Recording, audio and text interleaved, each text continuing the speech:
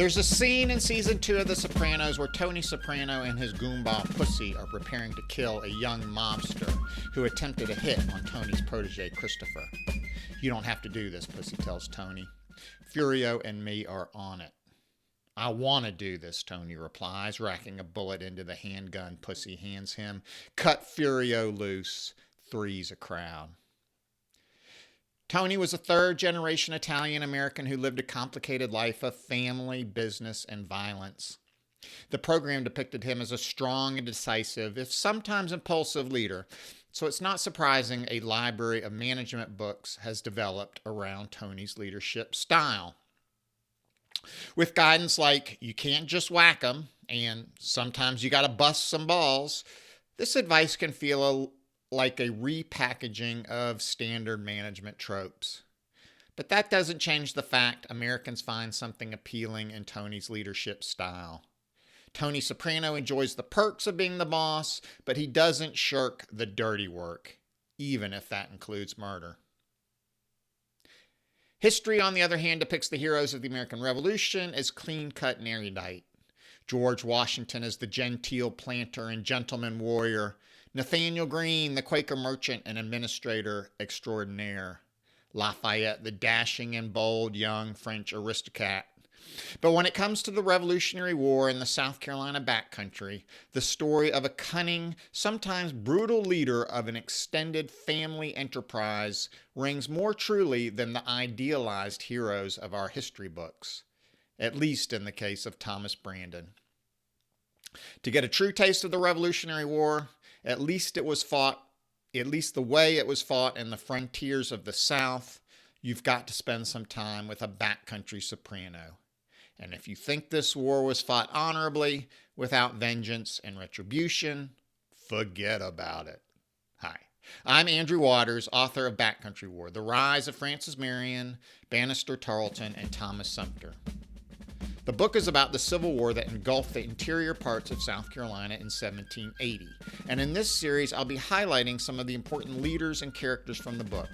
The men you're not going to hear about in Ken Burns' documentaries or even in most conventional Revolutionary War histories.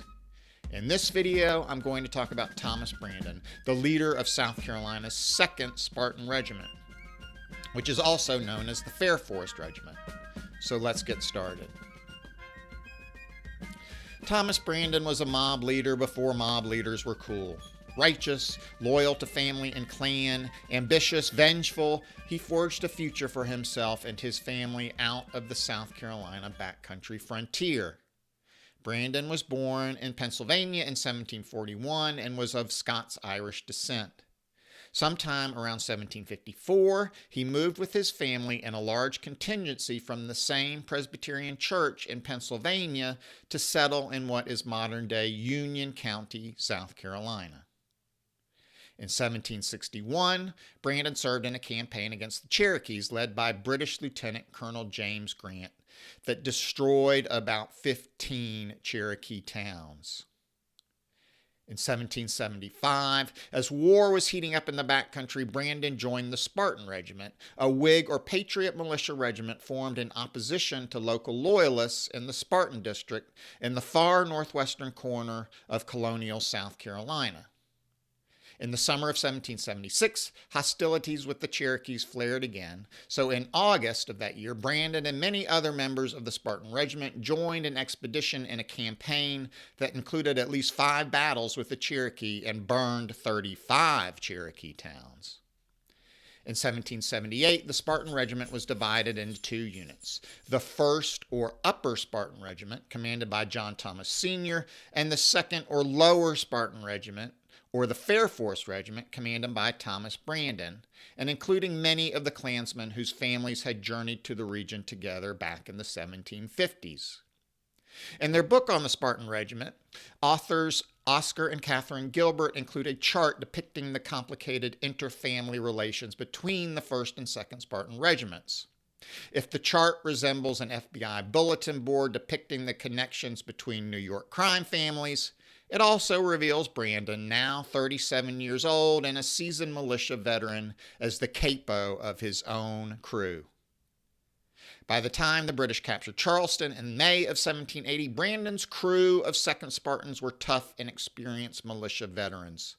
Following Charleston's fall, Brandon went underground to escape arrest, or worst, by the Loyalists, establishing an outlier camp on Fairforest Creek. On the night of June 10th, Loyalist William Bloody Bill Cunningham attacked Brandon's camp. Brandon and many of his men escaped, but 5 of Brandon's men were killed. A few weeks later, Brandon's men attacked the house of a Loyalist named Stallion, where several Loyalists were hiding. As Stallion's wife tried to stop the attack, she was shot and killed by Brandon and his men. In another incident of violence, Brandon became angered by a Tory prisoner and attacked him with a sword. The prisoner was under the protection of a Patriot officer named Philemon Waters, who stepped in between Brandon and his prey. Brandon ordered Waters to stand down, but Waters stood his ground. Brandon relented, but Waters did not stay long under Brandon's command, perhaps aware of the fate awaiting those who had crossed or angered the colonel. On August 18, 1780, Brandon and the 2nd Spartans participated in the successful attack on Musgrove's Mill, a Loyalist outpost in western South Carolina.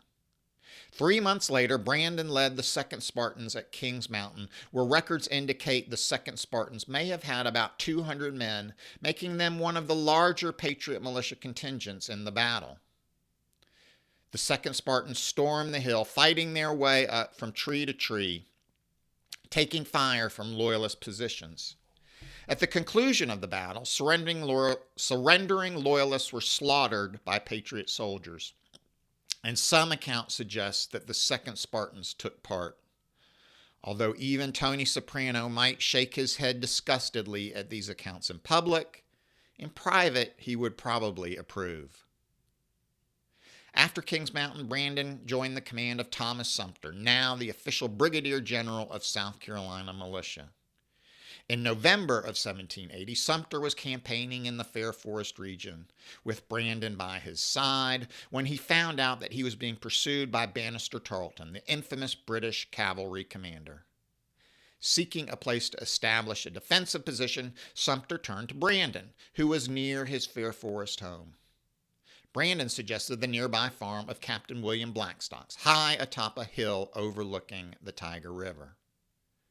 The homestead offered many advantages. From atop the hill, it commanded a cleared view of the road's southern approach, the direction from which Tarleton was pursuing. Building and fences on the farm offered excellent defensive cover for Sumter's militia. Late in the afternoon, Tarleton appeared at the bottom of the hill with 270 of his mounted dragoons.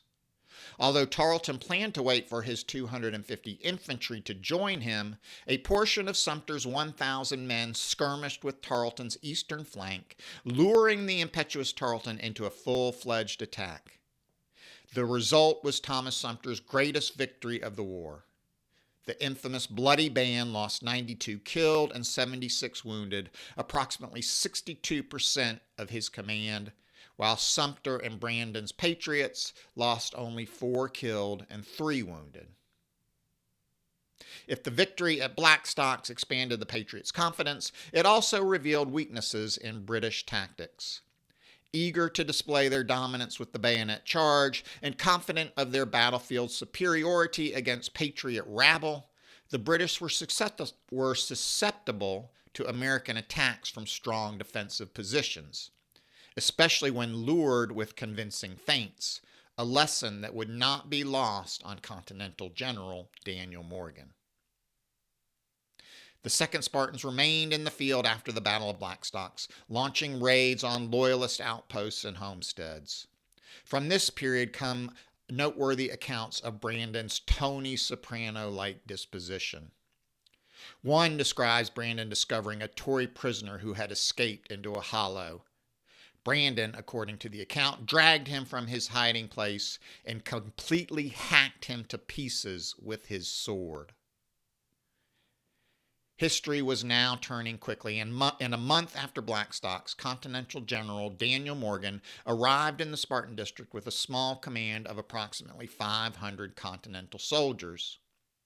But Morgan was soon joined by up to 1,000 backcountry militia at his camp, including Thomas Brandon and the 2nd Spartans.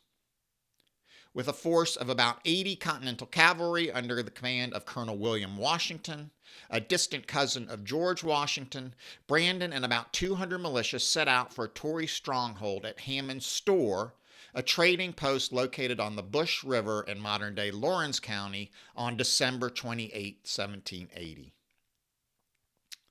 There, they successfully attacked a force of about 250 militia, killing and or wounding many. Some reports say up to 150, and taking approximately 40 prisoners. Anecdotal reports suggest the Patriots slaughtered many of the Loyalist prisoners, accounting for the remarkable Loyalist casualties.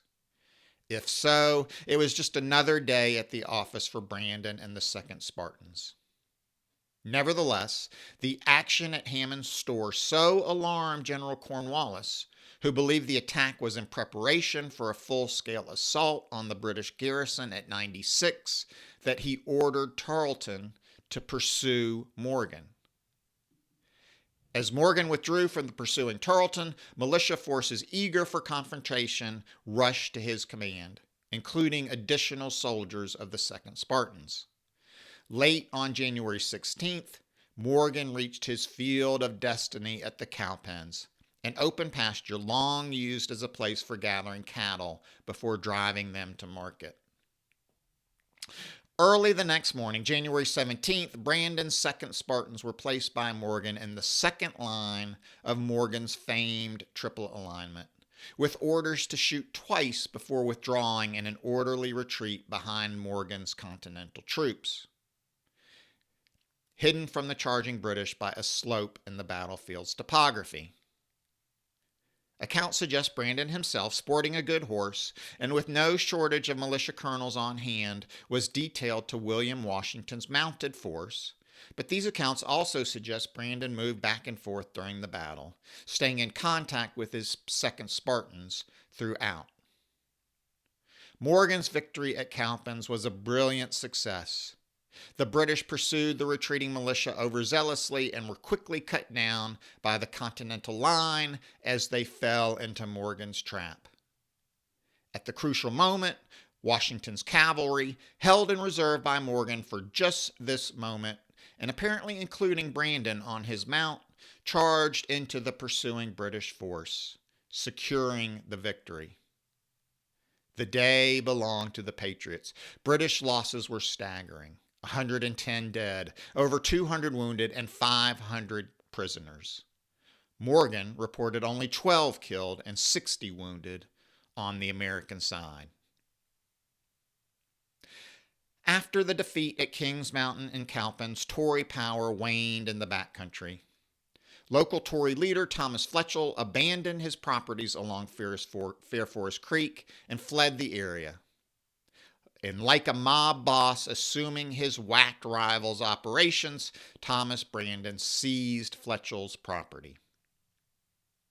Despite the decline in British presence, bitter partisan marauding and score settling continued in the 96th district throughout 1781 and 1782.